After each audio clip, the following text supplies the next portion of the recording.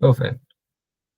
So this is our third live session of content writing workshop that is presented to you by Yuva, and I'm your mentor Harsh for the third session, that is copywriting.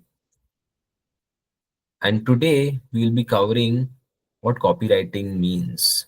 So you're Darshita, right? Yes, sir.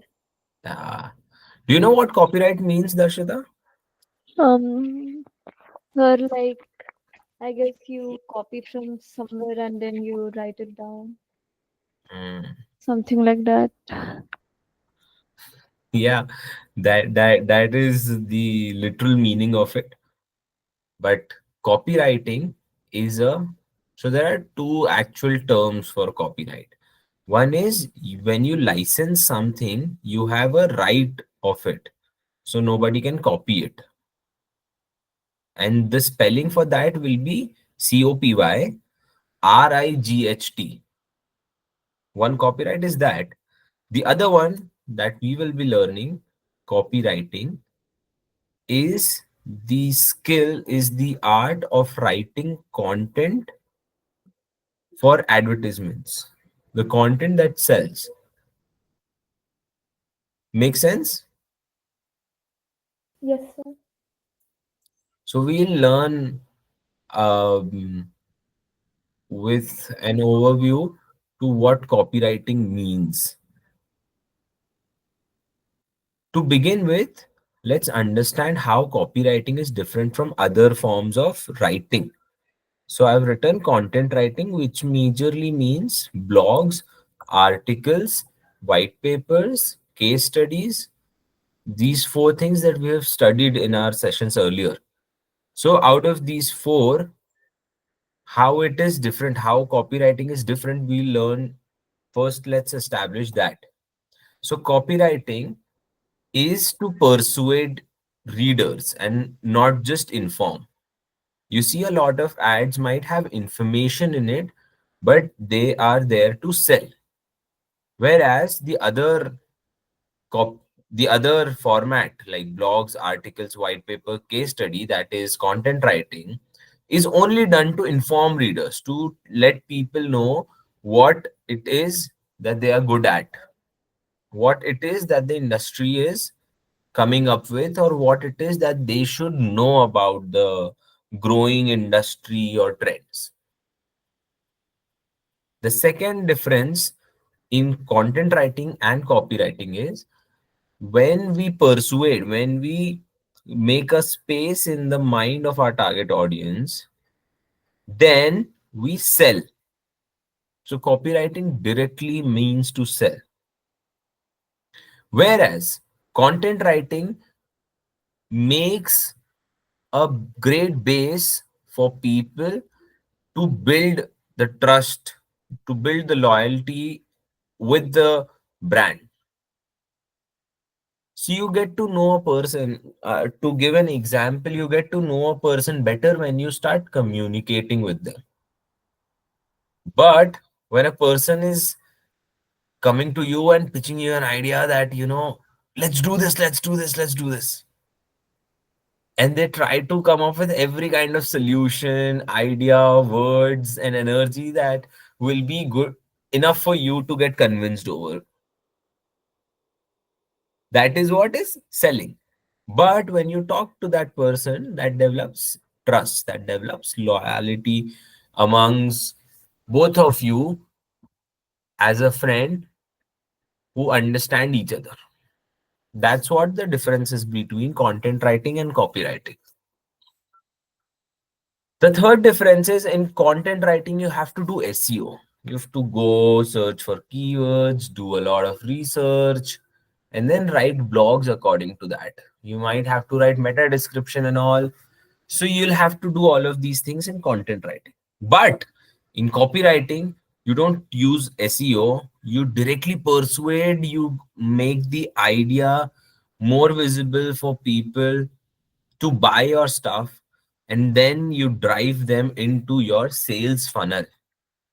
You drive the traffic into the sales funnel, get more people from reading to actually buying, from sharing to actually buying, from just talking to actually buying. That's the difference between the two. This is like a master class for you, especially, Darshita. I mean, especially because nobody else is there. So it becomes your a pro for you. Yes. So if you have anything to ask, anything that you want to share according to your understanding, you can anytime interrupt and share or ask. Okay, sir. Up till this point, it's all clear. Yes, sir. Perfect. Darshita, do you also sing or do you participate in these kind of activities? No, sir, I don't sing that much, but I do give speeches and all. Yeah, you have a very balanced voice. Thank you, sir. Yeah, that's nice. So, moving on, copywriting, we need these few things to understand and implement copywriting in a better way. First thing, the ads, the copy must convey a personalized tone. It should not be like a blog talking about the wholesome experience. It should be talking about how it the experience of a teenager will be in the college. It should be talking about the aspirations a teenager has, a parent has, or parents have out of the college. It should be talking specifically to some kind of target audience. It should not be like something which is overly looking to encompass everything. So a copy piece might not work good at this point when you are catering to everyone. But when you personalize and specifically target that target audience, that will work good. Now we have talked about this as well. It is in the copywriting is intended to advertise, and with advertisement comes campaigns. So what marketing campaign is? It's a long standing process which comes up on special occasion or a theme or with an aim, and then a company distributes its content to different platform as per their target audience, and then they run ads over it. To understand it in a better way, we see when IPL comes, everywhere it is just topics, brands and ads all over the TV, internet or hoardings. It is just IPL that is being represented in the way, right? So that becomes a campaign, how brands, how different IPL teams get into the play of introducing or advertising their different products or players. And that is what a campaign also means, what I just shared. It's a wholesome marketing advertising activities put together for for grabbing people's attention. Third is what I was just talking about. It is essential to capture the audience attention, because you see we are writing persuasive content. Copywriting is to persuade, is to get into the mind of the audience. So then you have to see, you have to actually look at what is that which captures the attention of my audience. Then fourth is copywriting does not mean false claims. You cannot just for the sake of getting attention, you don't claim any false thing, or you don't give any false promise, because it backfires some or the other way. It backfires to the brand and it will affect sales. We cannot let the sales affect get affected because our salaries comes through the revenue of the company. So we'll have to look forward to it as well. Anything that you want to? Everything's clear, Darshita. Yes, sir. Perfect. These are two ads. The right one is written by David Ogilvy, his agency Ogilvy. You can search it up. This ad says "Think Small." Now this is a paper ad. This was written. This was printed in a paper. This Imagine this whole page. It's just blank with a small car and very small text saying "Think Small." And then they write, "Our little car isn't so much of a novelty anymore. A couple of dozen college kids don't try to squeeze inside it. The guy at the gas station doesn't even look at our gas or doesn't even ask where the gas goes. Nobody even stare at our little shoppy. In fact, some people who drive our little Fleer don't even think 32 miles to the gallons is going any great guns. Or using 5 pence of oil or 5 quarters instead of 5 quarters, or never needing antifreeze, or rocking up to 40,000 miles on a set of tires.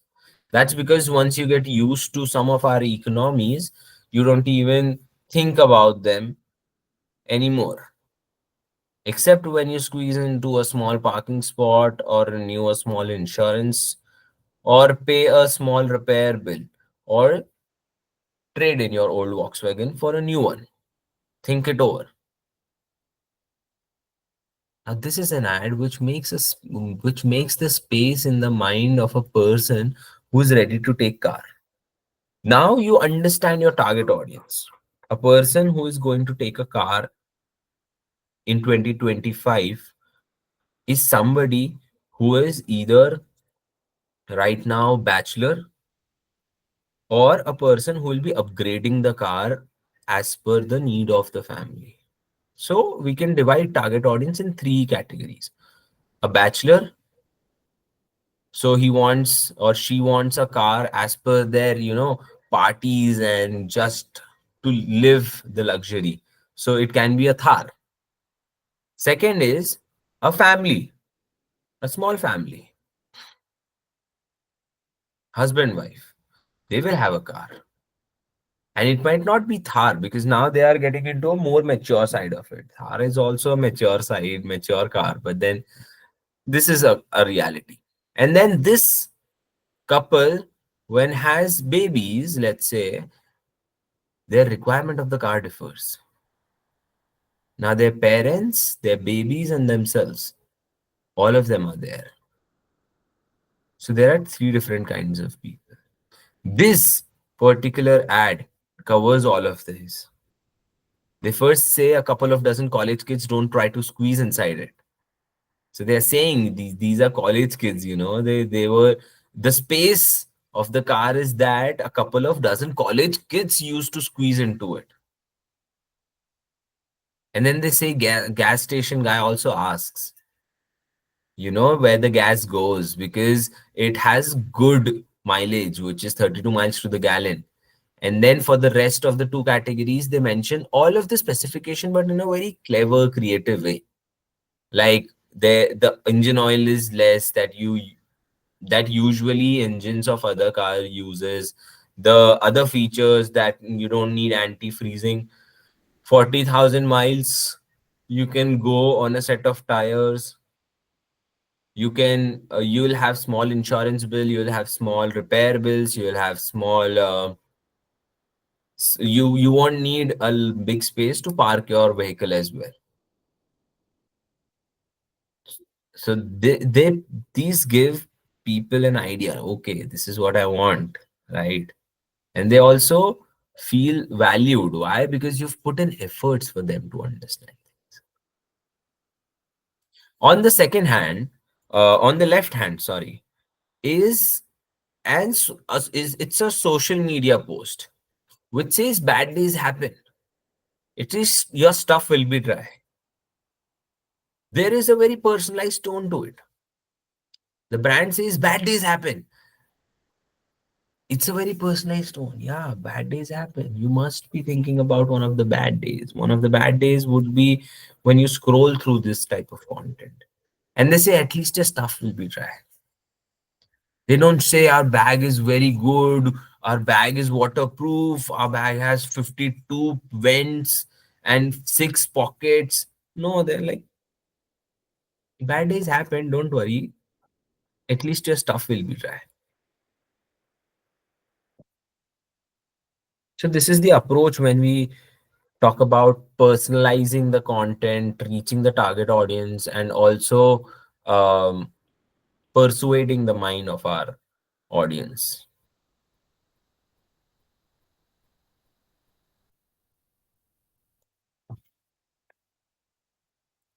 When we move on, we have, so this slide is basically a four cornered framework for you to understand, and this is like a flow as well. So this is like the flow.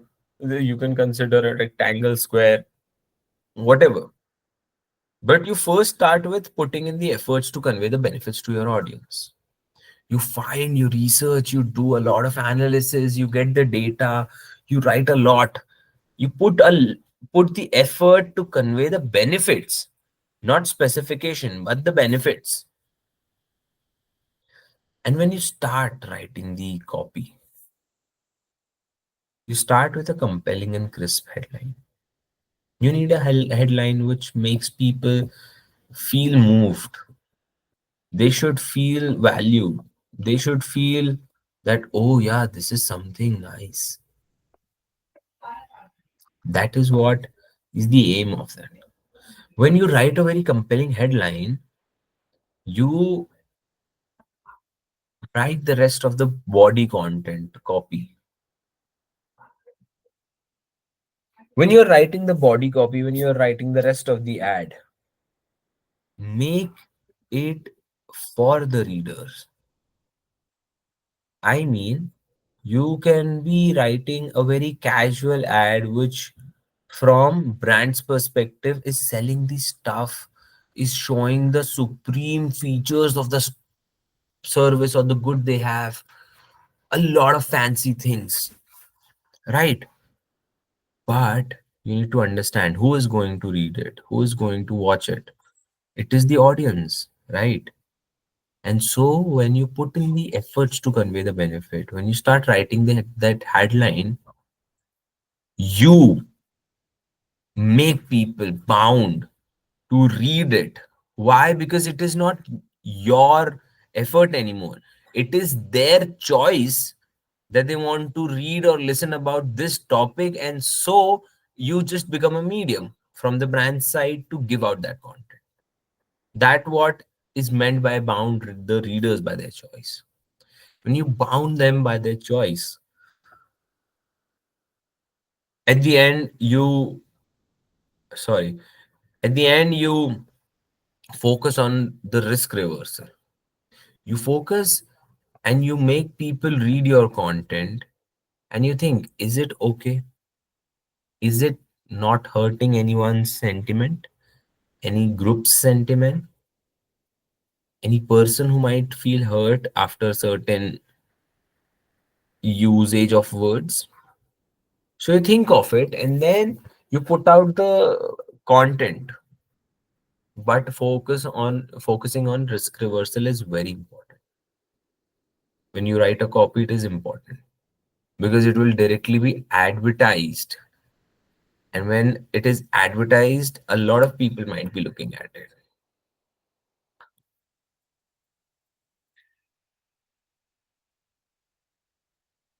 That is pretty much all that I have to share for tonight's session on copywriting. Anything you want to ask Darshita, or it is all clear? Sir, it's all clear. Yes. Perfect. So I'll just quickly go through one more thing which is important for you now, to make a portfolio. How do you make a portfolio? That is very important.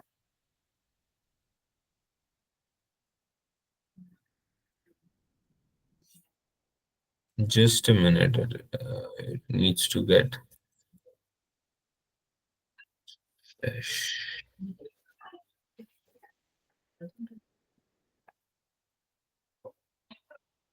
Hmm.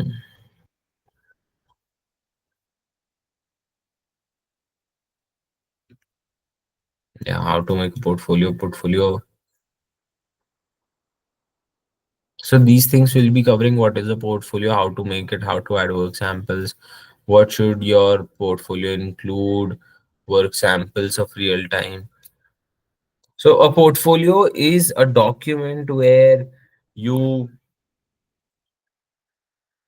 put down, list, and showcase your work, your skills. Now it can be a personal effort that you've made or your company's work as well. And it also serves as a descriptive analytical document for a person to see how you think, work, or act in the working environment. So, to make a portfolio,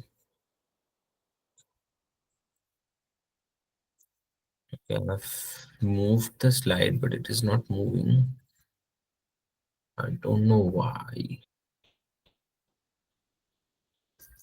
Oh, I don't like it.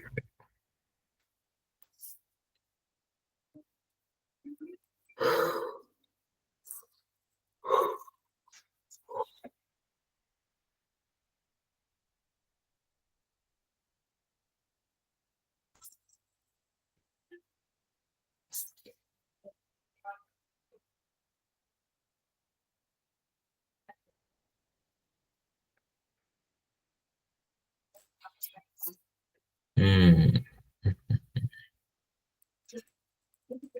So the document अटक गया है. So this is how you can make a portfolio. You can go to Canva, you can search portfolio, and there you will get a lot of designs. You will always have a lot of options for pre and premium version as well, but free version also has a lot of options. So go to Canva and see how the templates are being used or what is the format of it. You will get to know. Talking about format,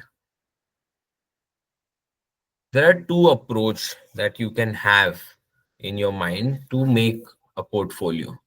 One is to get work and two is to showcase work.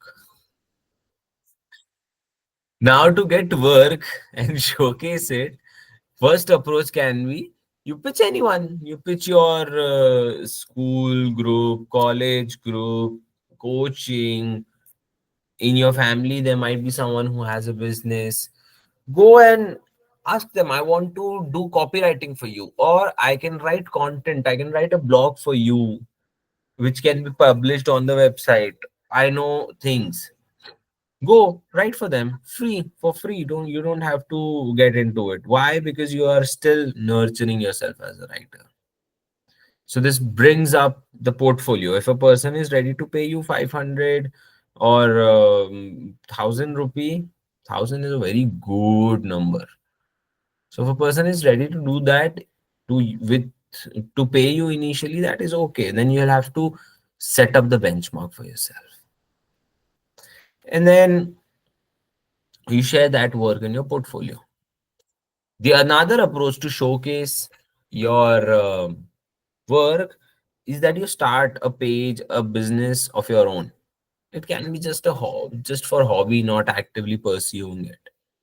Or it can be your interests, the subjects that interests you the more. You talk about them. And then when you're writing blog, let's say blog for your page, you're writing an Instagram caption, your Instagram posting you're doing, and you're writing about it. So that also can be considered in it. Another approach can be you create random work samples. For example, you take up a brand randomly and you say, I want to write a blog for this brand, which I actually gave to you in the first session itself. So that is one thing. And For content writers, I've given you in the first session itself this task. Fourth is you create random Instagram posts that I have already said to you. Now, when it comes to portfolio, these things can go into your portfolio. Not everything must be considered, but then you see what all things you can have in your portfolio, which will reflect your writing style, thought, presentation. But usually these things do. For content writers, it can be about us, about services, if testimonials we have, some work samples that we have can be added here.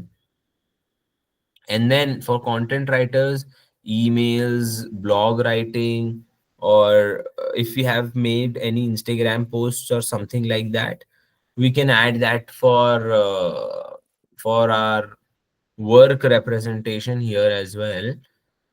And if you have some proof of work, that is analytics, that will be great. Of course, adding the certification that you're doing right here in this session is important as well. That becomes a go-to number, go-to number as in certificate number for the company to refer you to actually acknowledge your experience in it. Let's see a few portfolios here. This is Sneha. So you see, Sneha has written her name, the profile that she works on, and you know the topic. She has hooked what this is about. So then she talks about herself. She demonstrates her work. She gives experience blog sample. See, we were talking about samples, right? She has written this sample blog, which she has represented here. More of her work, emails that she wrote for the brand. Then you see certificate that she has completed. She has mentioned it here, and then her other experiences as well. This is how you can create a portfolio.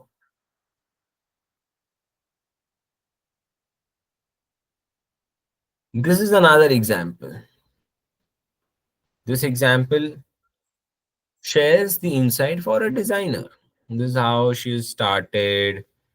This is the journey that she has had, her skills, her vision, the services that she offers, the proof of work. This is what my work looks like. Then you prepare a content calendar.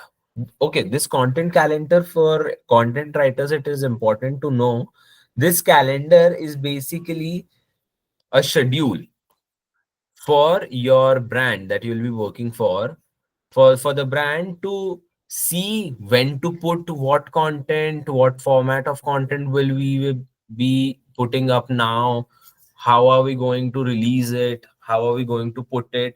All of these things will be put into that calendar. If you search content calendar, you will get to know for sure on Google what content calendar is. Some Instagram profile proofs of work again, work samples, and more work samples, her previous internships. You see images, proof of internships as well you can put up. Then this site she's come up with a lot of things, her experience in it as well. There's another video. Now she's a digital marketer. She's come up with whole content calendar. You see, there is a proper about us, about primary services, the services she offer as a digital marketer. And then work sample one, two, three that talks about different leads, different approaches people have.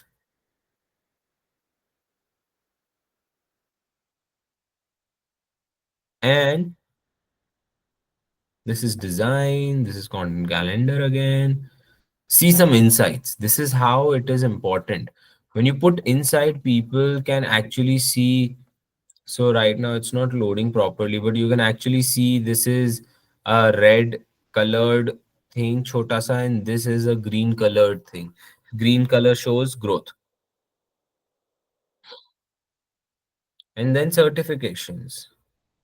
What all certifications you've done, when you put it up, that builds more trust. And that's it from my side on copywriting and portfolio. Do you have anything to ask, Darshita? Sir, Sorry? no, sir, I don't. Hey, perfect, perfect. So we will wrap up then today's session with that. I hope you write great content. If you need any kind of help regarding content or other thing besides technical UA technical UA approach will be handled by technical team of UA. Besides that, if you need any of my help in future, do let me know. You can connect with me on LinkedIn or on WhatsApp or on Instagram, anywhere. And we shall cross our path of writing sometime. Yes, sir. Perfect, Darshita. Bye. All the best. Good night. Bye, sir. Thank you, sir. Good night.